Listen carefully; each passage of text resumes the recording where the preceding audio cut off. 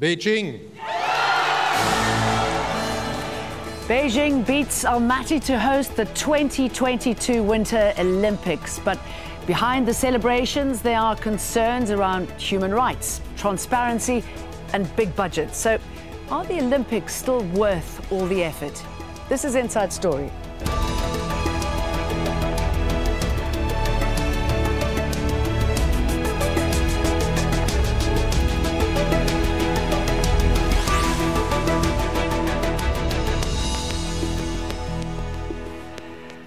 Hello, welcome to the programme. I'm Jane Dutton. It has been a night of endless cheer and jubilation in China. The International Olympic Committee has selected Beijing to host the Winter Games in 2022. Beijing will enter the record books as the first city to host the summer and now Winter Olympic Games. But with the fanfare, questions surrounding China's human rights record, allegations of corruption and a lack of snow. Almaty, Kazakhstan, the runner-up city, is also accused of violating basic human rights. Other cities, including Oslo, Munich and Krakow, pulled themselves out of the race to host the 2022 Games. They blamed high costs, low public support and growing security demands for their decision. We'll get to our panel in a moment. But first, Al Jazeera's Elise Holman sets up our discussion. Beijing. This is how it feels to win the rights to host an Olympics. It's something Beijing has some experience in. Just 7 years after hosting a Summer Olympics, it will become the first city to host a Winter Games as well in 2022. This is happy and grand news for all our Chinese people. I'd like to thank the IOC and friends in various fields who've given the trust and support to China. There had been a lot of last-minute lobbying of the 85 Olympic voting members in Kuala Lumpur. The cost of hosting the Games had been a huge factor when 4 cities dropped out of a race that had hardly run its course. It left Almaty from the oil-rich nation of Kazakhstan to fight it out with Beijing. Dear members, Almaty is not a risky choice for 2022. In fact, we are quite the opposite. It was a vote that took place twice, faulty electronic tablets replaced by a paper ballot. In the end, Beijing prevailed by just 4 votes. The Chinese capital and surrounding regions have the infrastructure, but not the natural winter weather you would need for an event like this. But that didn't seem to deter the International Olympic Committee. With the great experience of China in delivering great sport events, I think it is really a safe choice. The decision was celebrated at the Bird's Nest Stadium in Beijing. The 2008 Olympic venue will again host an opening and closing ceremony. I'm not surprised that Beijing won the bid. We were definitely going to win. We should be the host. I'm excited, just really excited. Asian cities will be home to the next 3 Olympic Games, but concerns over the movement will persist. Boston has already pulled out of the running for the 2024 Summer Games, citing spiralling costs and little local support. The IOC may have to jump through more rings to persuade cities of the benefits of hosting an Olympic Games. Elise Holman for Inside Story. Well, let's bring in our guests in London. Philip Barker, Associate Editor of the Journal of Olympic History in Northampton. Andrew Zimbalist, Professor of Economics at Smith College and an advisor to the No Boston Olympics Group. And in Washington, D.C., Sophie Richardson, China Director at Human Rights Watch. Welcome, all 3 of you. Good to have you on the show. Let me start off with you, Andrew. They've won. A lot of people in China celebrating. Should they be celebrating? You know, I think they'll have some fun with it, and maybe they'll appreciate the international attention. But in terms of the economic effect on China and the environmental effect, I don't think this is particularly good news. They're going to have massive expenses that they're not reporting, and they're putting outside of the Olympic budget to build the high-speed rail from Beijing up to the 2 alpine and the Nordic ski slopes that are 54 and 118 miles respectively away from Beijing. They're going to have very, very substantial costs connected to another water diversion program, because these ski areas get 8 inches of snow and 15 inches of snow throughout the whole year. That's not nearly enough to have a base. They're going to have to rely overwhelmingly on artificial snowmaking. So they're going to divert water to this area that's in acute water shortage already in China. They're going to have some very serious problems. And the evidence from the last 20 or so Olympic Games is that these things don't really promote the local economy. There's no hard evidence that there's a consistent gain with tourism, either in the short run or the long run, or that there are gains with foreign investment or foreign trade or income per capita. So if you have very little gains and you have a lot of expenses and a lot of environmental headaches that go along with hosting, it's not really good news. So impressive sleight of hand then to get this passed and to get the public behind you, right? I think it does. You know, the IOC has been promoting Bach's Agenda 2020, and one of the planks in Agenda 2020 is affordability. One of the ways they're accomplishing affordability in China is simply by pushing many of the large expenses off of the Olympic budget. So there's a lot of fuzzy math going on. Philip, why do you think Beijing was chosen here over Almaty? What is it? I think it's both presentations, I watched them this morning, and both seemed very, very impressive in the way that they were presented to the members of the IOC. But in the end, it was down to going for the safer option. They've had Rio, where they took a chance, and we all know that there have been problems with preparing for the Rio Games next year. Going for the safer option, which is Beijing, because they know that Beijing can produce an Olympic Games. Almaty were an unknown quantity. When they did the evaluation, yes, they identified the lack of snow in China and their resorts as a problem, which the Chinese tried to say that they would address. They said the worst case scenario in terms of making snow would only use 1% of the water supply, which still sounds quite a lot. It depends on I was going to ask you that. I mean, this is the Winter Games that they're hosting, and they don't have snow, whereas Almaty does. Well, we've always had problems with snow over the years.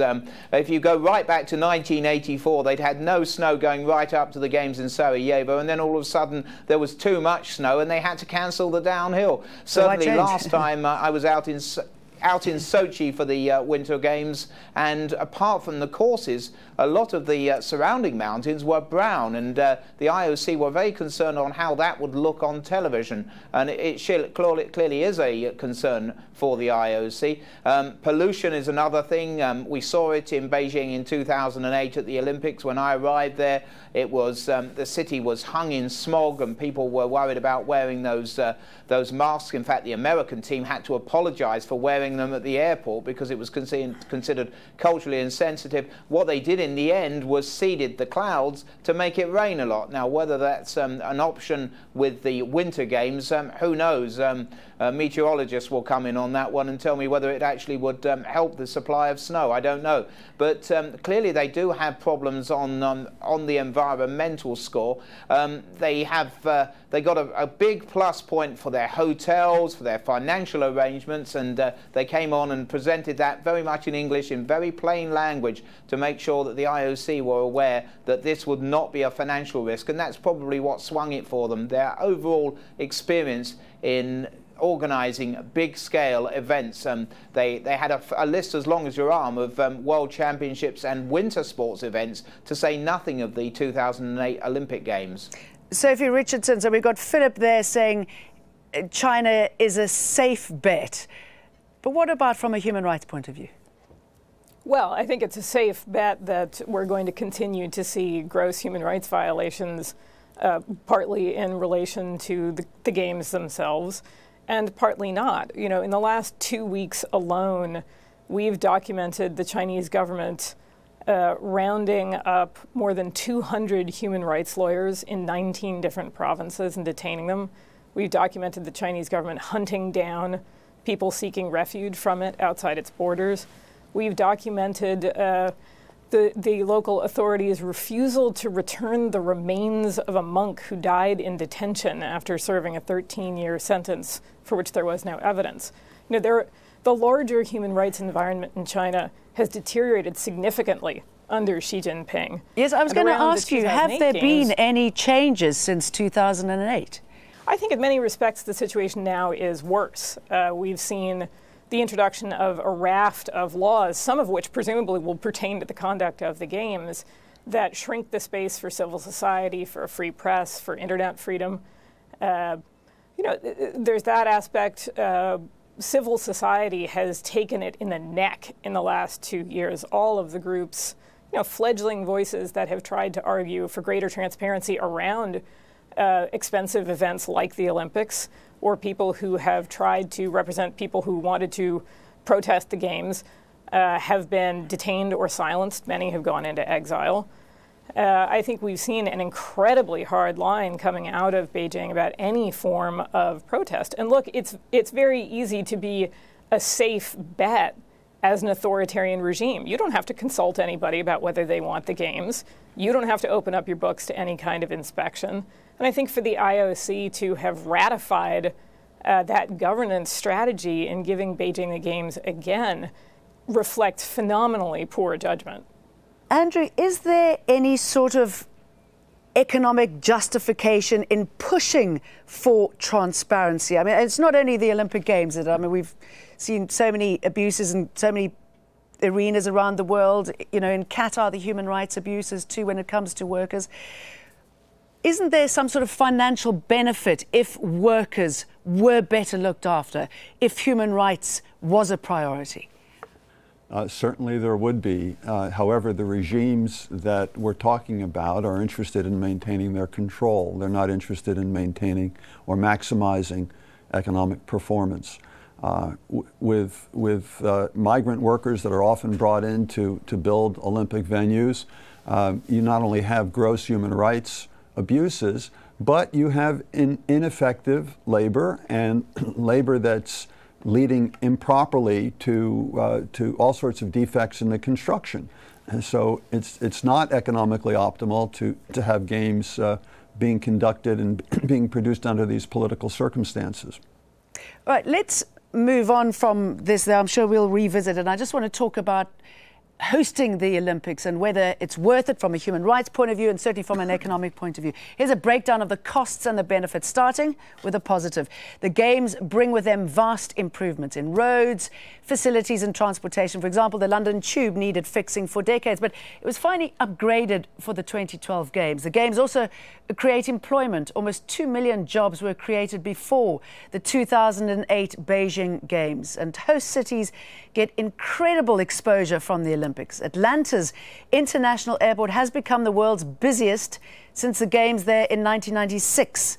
The Games also spark city pride and optimism, which researchers say can help improve the economy. But there's a lot of against that optimism, as we've touched on. The Olympic Games put extreme financial pressure on the host city. Montreal's 76 Olympics left the city almost $1.5 billion in debt, which took 30 years to pay off. Most of the stadiums, like Athens Olympic Park, go unused, and when they are used, they can cost billions. Sydney spends $30 million a year to keep its Olympic stadium running. Philip, it's quite hard to balance that economically, isn't it? I mean, I should imagine that the happiness factor, the bringing people together is priceless. It is priceless. I mean, it was said that when Seoul got the Olympics, incidentally, in the last two-horse race back in 1981, they beat Nagoya from Japan in a real shock result. People credit having the Olympics with helping to open up society and the growth that they made since then, and indeed their progress towards a more democratic state. But with China, I mean, one of the things the IOC does, it does talk a good fight. I mean, the Agenda 2020, the reforms that they've set in, have set down criteria on the way that workers are treated in terms of construction and so forth. There were concerns expressed about some of the mountain areas in China, about how they would react to people who were losing their homes as a result of the Olympic development, but it's all very well expressing concerns if you don't have any influence to actually do something about it. It is very, very difficult. For one thing, with all the cities pulling out, I mean, the optimum choice surely for these 2022 games would have been the Scandinavian combination offered by Oslo and Lillehammer, but their people went against it because of the sheer cost of the games. So until the IOC can actually bring the costs down and make them more affordable, we're seeing it already with 2024. Yes, there are a few cities who are bidding, amongst them Paris, which will be possibly a great choice for those games. You know, it's going to be militating against all but the biggest mega cities or the mega states from actually taking part in the games. But Sophie, this could have a positive impact on human rights, couldn't it? The fact that issues in the country are being raised ahead of the games. What needs to enforce positive change, though? Do the rules within the IOC need to change? Well, I want to pick up very quickly on the last point to say that, you know, I think the perverse economic dimension for the Chinese political leadership is that Xi Jinping is willing to pay whatever it costs to bring a degree of legitimacy and a big, shiny event that fits nicely in this political rhetoric about the China dream as the party hemorrhages credibility in many other respects. Is it helpful that the games bring a spotlight to human rights issues? Absolutely. But that spotlight moves on, and you know, as was just said, without any mechanisms or without imposing a price for failing to make improvements, it's not very useful. Let's bear in mind that the Chinese government made specific human rights pledges to the IOC in order to get the 2008 games. There were brief improvements in those realms, particularly around press freedom, but they've all been rolled back now. So it's very hard to see how you know, what's been written into the Agenda 2022 or these absolutely opaque assurances the IOC has received from the Chinese government are going to be made clear and actionable. And it makes you wonder what the political thinking is behind pushing for your country to host the Olympic Games, because many leaders, possibly not in China, are still not in power. The kind of benefits that you were talking about with regard to the economy, that you get an improvement in the tube system in London, or you get roads built, sure, that can happen. The real question is when you have a $15 billion or $20 billion expense, and you end up with benefits of $1 billion or $2 billion in the infrastructure, whether that's a worthwhile investment or not. Is that the way to go about dealing with deficiencies in your public transportation system? I don't think that there's good evidence that it is. In terms of the political leaders, China is trying to rally its people. They have a crisis of legitimacy in the country. They have a growing movement of dissent. They think that mobilizing people around the Olympics will be a way to solidify their power. And it might very well be. There's another issue here, which is that although the exposure of these human rights abuses to an international audience and shining a bright light on them is potentially beneficial, it's also true that the Chinese government and other governments can't afford the bad optics of having demonstrations and protests around the time of the games. And so there's often a clampdown. In some cases, they try to beautify what's going on and saying that we're opening up, but often the human rights situation could get worse around the games themselves. And of course, after the games, when the light is off, the benefits go away. One can certainly identify cases, and perhaps South Korea is a good one, where hosting the games does catalyze some positive change. But that shouldn't be taken to be a situation that always applies. It's something you have to analyze the domestic political situation. What is the trend? Where is the dynamic going? Can it be accelerated by having a light shined? But if there is not the underlying dynamic towards change, and you try to change a system that itself is resistant to change, then it's very likely to have the opposite effect. Okay, so two things are evident: concern about human rights and how much it all costs. I mean, when citizens, for example, in Boston protest against hosting the Olympics, cost concerns are often at the top of their list. And a 2012 report from the University of Oxford justifies those concerns. Every Olympic game from 1960 to 2012 has cost more than originally estimated. On average, the event costs more than double the original budget. The 1976 Montreal Games were the most overrun. The city spent almost 800% more than it had planned. The Oxford researchers conclude that the Olympics are what they call the most financially risky type of mega project that exists. But, Philip, exists? It does. Why? What's the drive here? Well, the drive, I think, is you do get this wonderful coming together of people, and the fact that you get people from across the world. I was lucky enough to be in Sochi, and the atmosphere was wonderful. It was an opportunity for people in the what was the old Soviet Union from all across Russia to engage with the rest of the world. So it did have a positive effect in that way. There were discussions about various aspects. We know that Vladimir Putin was very hot on the what he called gay propaganda laws, for example.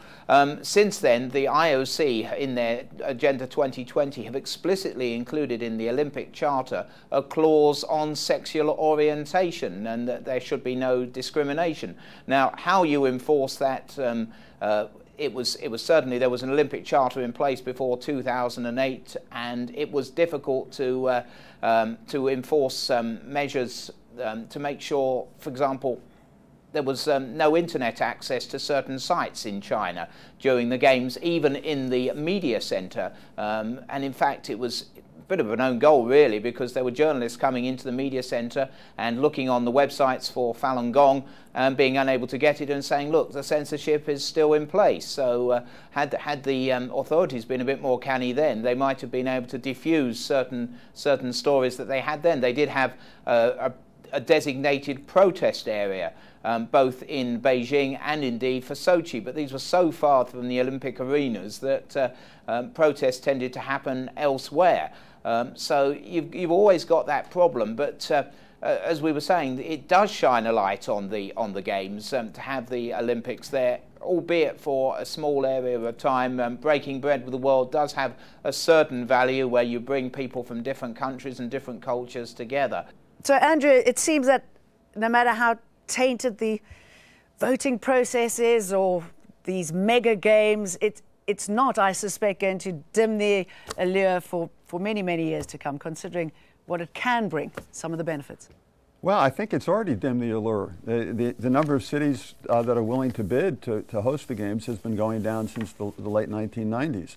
And that's what Agenda 20 is all about. It's trying to change the rhetoric and saying that the IOC will be more concerned about affordability, more concerned about sustainability. But I don't see any concrete change in that direction. Look, the question about cost overruns, it's not incidental that you have, in the Summer Olympics since 1980, in real terms, the average cost overrun has been 3.5 times. And that happened in London. Their initial bid was $5 billion. The total final bid was over $18 billion. The reason you have that is, number one, in order to get political endorsement of a bid from private sector individuals, they have to lowball the bid. They have to make it seem cheaper than it's going to be.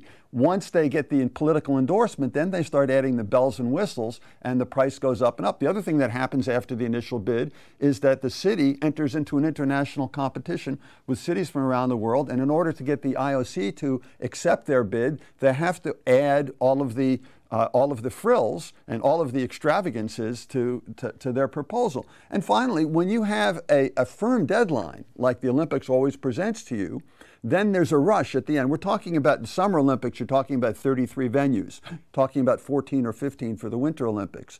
But you have an enormous amount of construction and preparation to do, and in the last year or two you realize you're a little bit behind where you're supposed to be, and so you have to bypass the normal competitive bidding process. There's all sorts of stuff that goes on in the back rooms. The construction companies, the general contractors say, we'll undertake this project, but we're going to have to import labor, import materials, so our prices are going to double or triple. So that's why you have cost overruns. They don't go away. Well, we're going to have to leave it there. Thank you so much to my guests, Sophie Richardson in Washington, D.C., Andrew Zimbalist in Northampton, Philip Barker in London. And thank you for watching. We're always very keen to hear from you. Just get in touch via our program page on aljazeera.com or post your comments on facebook.com/AJ Inside Story. You can tweet us using @AJ Inside Story or at Jane Dutton. From me, Jane Dutton, and the whole team, goodbye for now.